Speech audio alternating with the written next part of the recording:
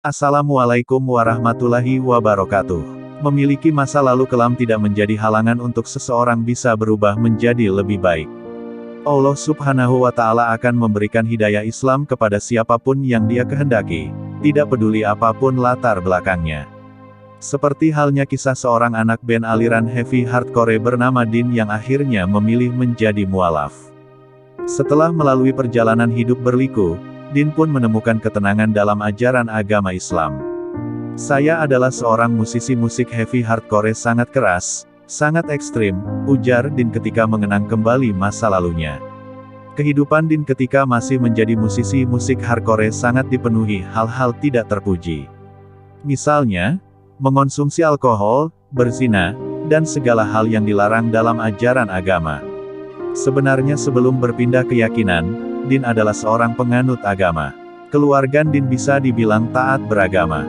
Terbukti, ayahnya merupakan seorang pemuka agama dan sang adik pun berniat mengikuti jejak sang ayah. Jadi pada dasarnya Din bukanlah sosok yang sama sekali tidak mengenal agama. Pencariannya terhadap Islam dimulai ketika Din mulai muak dengan kehidupannya. Hal ini berujung pada pemikiran Din bahwa ia harus mencari kebenaran. Saya tidak bisa berpegang pada apapun, kata Din. Ia mulai mempelajari berbagai ilmu pengetahuan, termasuk juga konspirasi yang berkaitan dengan beberapa agama.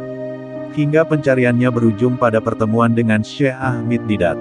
Dia orang pertama yang mengenalkan Islam kepadaku, ujarnya. Menurut penggambaran Din, Syekh Ahmad Didat adalah seseorang muslim yang memahami agama terdahulunya dengan baik, bahkan lebih baik dari Din yang memang kala itu penganutnya. Semua yang ia katakan adalah benar, lanjut Din. Berawal mengenal Islam dari Ahmad Didat, pencarian Din terhadap Islam terus berlanjut. Din pun menemukan sosok Dr. Zakir Naik dan mualaf bernama Yusuf Estes. Ia kerap menonton kedua tokoh tersebut ketika menyampaikan materi kajian Islam.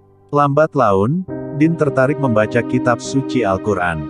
Saat mulai membaca surah Al-Baqarah, itu untukku, saya tahu bahwa ini adalah kebenaran yang berbicara, katanya.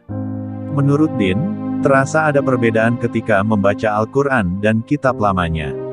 Selama membaca kitab suci umat Islam ini, Din mengatakan seolah-olah Allah Subhanahu wa Ta'ala tengah berbicara langsung kepadanya.